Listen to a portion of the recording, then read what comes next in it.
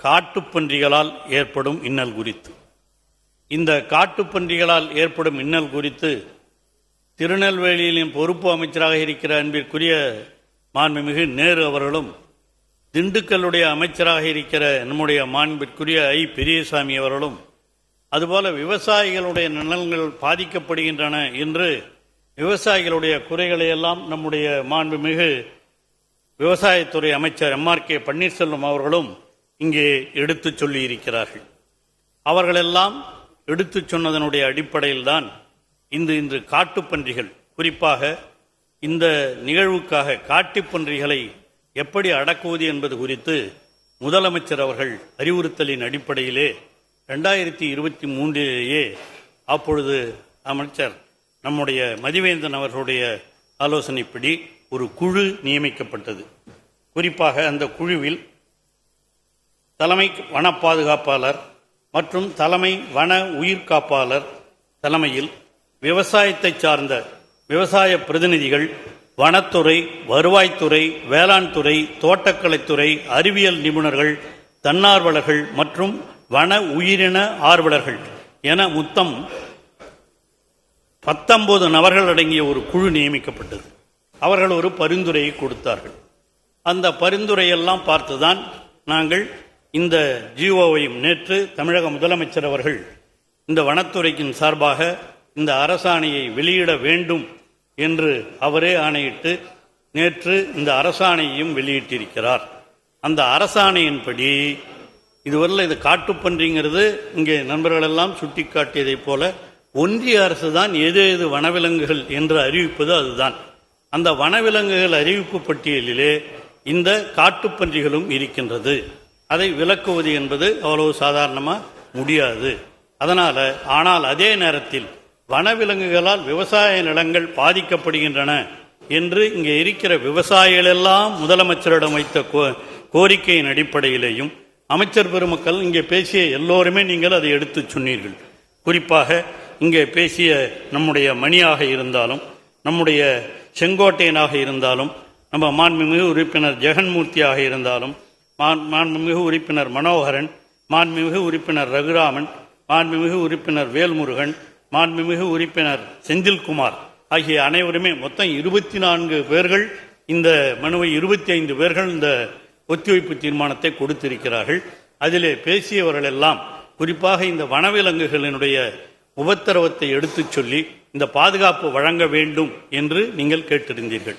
அந்த அடிப்படையில் தான் அந்த குழுவும் மாண்புமிகு முன்னாள் அமைச்சர் இருக்கிற பொழுதே நம்முடைய முதலமைச்சருடைய ஆணையின்படி ஒரு குழுவும் நியமிக்கப்பட்டது.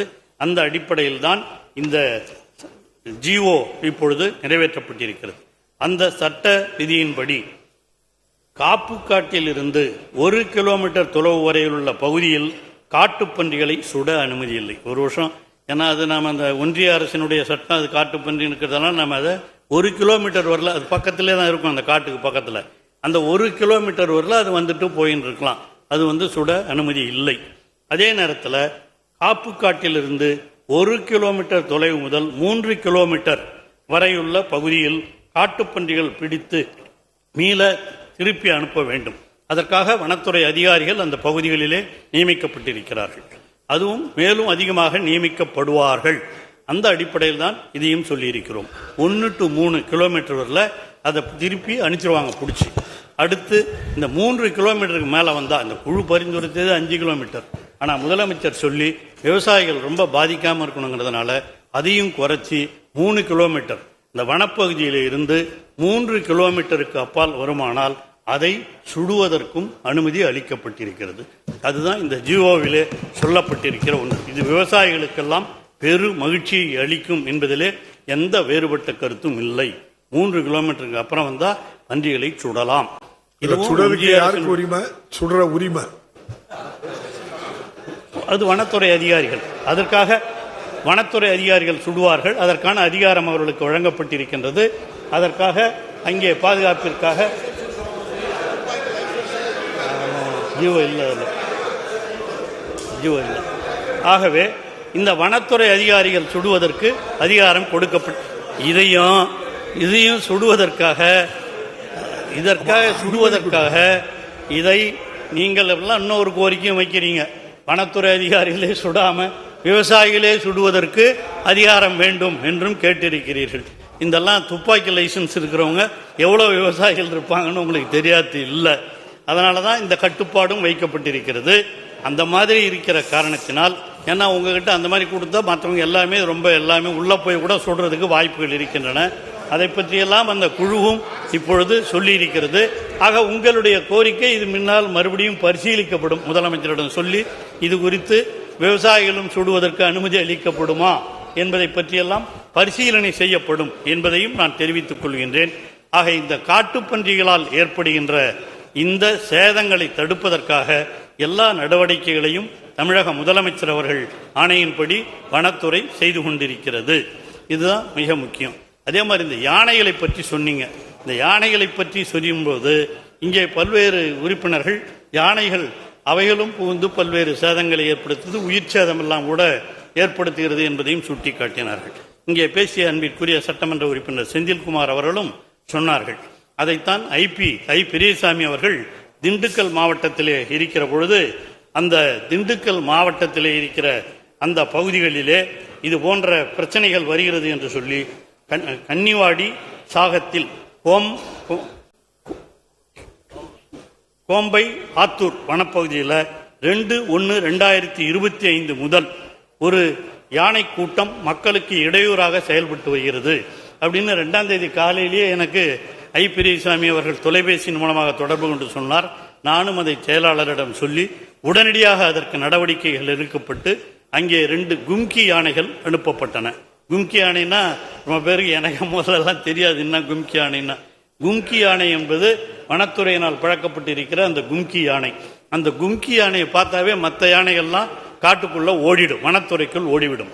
அந்த 2 கும்கி யானைகளை அனுப்ப வேண்டும் என்று ஐ பெரியசாமி அவர்கள் கேட்டுக்கொண்டதன் அடிப்படையிலே மறுநாளே 2 கும்கி யானைகள் அங்கே அனுப்பப்பட்டன. அதுபோல்தான் நீலகிரி மாவட்டம் கூடலூர் பகுதியிலேயும் இது போன்ற பிரச்சனைகள் வந்த பொழுது அங்கேயும் 2 கும்கி யானைகள் அனுப்பப்பட்டு அங்கே அதுபோல் நுழைந்த யானைகள் எல்லாம் விரட்டி அடிக்கப்பட்டதையும் நீங்கள் பத்திரிகை செய்திகளிலேயும் தொலைக்காட்சியிலேயும் பார்த்திருப்பீர்கள். ஆகவே இதற்கான உரிய நடவடிக்கைகளை எல்லாம் முதலமைச்சருடைய உத்தரவுப்படி வனத்துறை அதிகாரிகள் எடுத்துக்கொண்டுதான் இருக்கிறார்கள் என்பது உண்மை. அது மட்டுமல்ல, மேலும் இந்த மயில்களை பற்றியெல்லாம் சொன்னீர்கள். மயில் என்பது அது ஒரு தேசிய பறவை என்பதை நீங்கள் நன்றாக அறிவீர்கள். அந்த தேசிய பறவை இந்த வனவிலங்குகளில் அதுவும் முதல் இடம் பெற்றிருக்கிற ஒரு பறவையாக இருக்கிறது. இந்த மயில்களினால் எவ்வளவு நம்ம சரியாக அதையும் வளர்த்துருக்கிறோம், வீட்டில் வச்சிருந்தவங்களாம் இருந்தாங்க ஒரு காலத்தில். இப்போ அந்த மயில்களினால் ஏற்படுகிற சேதங்களையும் தடுத்து நிறுத்துவதற்காக நாம் எல்லா நடவடிக்கைகளையும் எடுத்து கொண்டிருக்கிறோம்.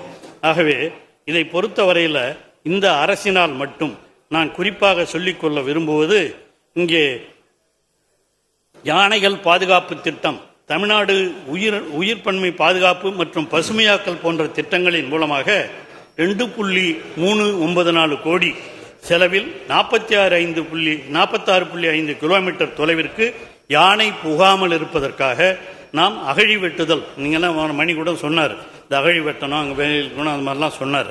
அதையும் நாம் செஞ்சு கொடுத்துருக்குறோம். அதே மாதிரி இந்த சூரிய மின்வெளி அமைக்க அதையும் சொன்னீங்க. சூரிய மின்வெளி அமைக்கிறதுக்கான ஏற்பாடுகளையும் இந்த அரசு செய்திருக்கிறது. ஆக இதெல்லாம் நாம் சொல்றேன். ஆக இவைகளையெல்லாம் செய்திருக்கிறார்கள். ஆகவே இவைகளையெல்லாம் செய்திருப்பது இந்த அரசு பொறுப்பேற்றதற்கு பிறகு தமிழக முதலமைச்சர் அவர்கள் இந்த 4 ஆண்டுகளிலே யானையினாலோ மயில்களினாலோ அது போன்ற காட்டுப்பன்றிகளினாலோ எந்த பிரச்சனையும் சொல்றேன், அதான் வரேன். அதுபோல இந்த ஆட்சியில்தான் மனித விலங்கு மோதல்களால் பாதிக்கப்பட்டவர்களுக்கு வழங்கப்படும் நிவாரணத் தொகை 2 முறை உயர்த்தப்பட்டு தற்போது ஒவ்வொரு மனித உயிர்ப்புக்கும் ரூபாய் 10 லட்சம் வழங்கப்பட்டு வருகிறது. 2 முறை உயர்த்தி முதலமைச்சர் தான் இதை கொடுக்கணும்னு சொல்லி உயர்த்தி 10 லட்சம் ரூபாய் யானையாலேயோ அல்லது புலியாலேயோ மற்றவைகளால் எவைகளால் அந்த ஆபத்து வனவிலங்குகளால் ஏற்படுமானால் அப்படி உயிரிழப்பவருடைய குடும்பத்திற்கு முதல் 2 வருஷத்துல தலைவர் தான் 2 முறை அதை ஏற்றி இருக்கிறாரு. ஏற்றி இப்பொழுது 10 லட்சமாக ஜெகன்மூர்த்திக்கு கிடைச்ச பரிசு ஜெகன்மூர்த்திக்கு இறந்ததுக்கு கிடைக்கல பார்த்து கொடுக்கப்படும். அப்படிதானே இருந்ததுன்னா நீங்க எழுதி கொடுங்க. கண்டிப்பாக உயிரிழந்தது அதனால் என்ற நிலைமை வருமானால் 10 லட்சம் ரூபாய் நிதி முதலமைச்சரிடம் சொல்லி அது வழங்குவதற்கான ஏற்பாடுகள் செய்யப்படும். ஆக இது போன்ற பல்வேறு இடங்களில் எந்த பகுதியிலே யானைகளினாலோ வனவிலங்குகளினாலோ உயிரிழப்பு ஏற்படுமானால் அதை சொல்லலாம். விவசாயிகளுக்கு பாதிப்பு ஏற்பட்டாலும் அதைத்தான் நான் சொல்றேன். இப்ப 2022-23 நிதியாண்டில் 6765 நபர்களுக்கு 11.43 கோடி ரூபாய் வழங்கப்பட்டிருக்கிறது. 2023-24 நிதியாண்டில் 10,260 நபர்களுக்கு 17.3 லட்சம் கோடி ரூபாய் வழங்கப்பட்டிருக்கிறது. அதேபோல 2024-25 நிதியாண்டில் 2/1/2025 வரை 5035 நபர்களுக்கு 10.55 கோடி ரூபாய் வழங்கப்பட்டுள்ளது. மேலும் இந்த நிதியாண்டிற்கு கூடுதலாக ₹5 கோடி ஒதுக்கீடு செய்யப்பட்டுள்ளது. ஆகவே இந்த வனவிலங்குகளினால் பாதிக்கப்படுகிற குடும்பங்களுக்கு, விவசாயிகளுக்கு, அவர்களுக்கு பாதுகாப்பாக நிதி உதவியை வழங்குவதற்கும் தமிழக அரசு செய்திருக்கிறது என்பதை உங்களுக்கு எடுத்துச் சொல்லி, இனிமேல் இது போன்ற உயிரிழப்புகள் வருமானால் அந்த பகுதிகளிலே இருக்கிற நீங்கள் எங்களுடைய கவனத்திற்கு கொண்டு வந்தால் நிச்சயமாக நாங்கள் உரிய நடவடிக்கைகளை எடுப்போம். பெரும்பாலும் ஒன்றை சொல்ல விரும்புகிறேன். இந்த வனத்துறை என்பது பெரும்பாலான விதிகள் எல்லாம் ஒன்றிய அரசின் கையில் தான் இருக்கிறது. நாம் அதில் கொஞ்சம் தான், இந்த நிதி கூட அவங்க கொடுக்கறதான், அந்த மாதிரி ஒரு நிலைமை ஓடிக்கொண்டிருக்கிற காரணத்தினால் நம்முடைய கட்டுப்பாட்டிற்குள் என்ன முடியுமோ அதை இந்த அரசு தமிழக முதலமைச்சருடைய கவனத்திற்கு கொண்டு சென்று அவர் எங்களுக்கு இதற்கான உரிய ஆணைகளை எல்லாம் வழங்குவதற்கு ஆணையிட்டிருக்கிறார். அந்த அடிப்படையிலே இந்த வனத்துறை தொடர்ந்து செயல்படும் என்பதை தெரிவித்து அமர்கிறேன். நன்றி, வணக்கம்.